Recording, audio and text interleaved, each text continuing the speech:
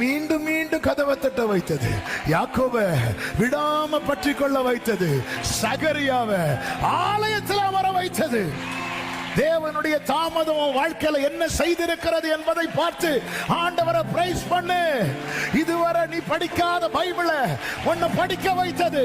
வராத பாஸ்டிங் பிரேயர்ல உன்னை கொண்டு வந்து உட்கார வைத்தது. நம்பாத வசனத்தை நம்ப வைத்தது. தேவனுடைய தாமதம், தேவனுடைய தாமதம் என் லைஃப்ல என்ன செய்யுது? ஹல்லேலூயா. ஆண்டவருடைய தாமதம் என்னை அவர் சமூகத்தில் வந்து அழ வைத்தது. ஆண்டவருடைய தாமதம் என்னை அவர் பாதத்தில் விழுந்து கிடக்க வைத்தது. ஆண்டவருடைய தாமதம்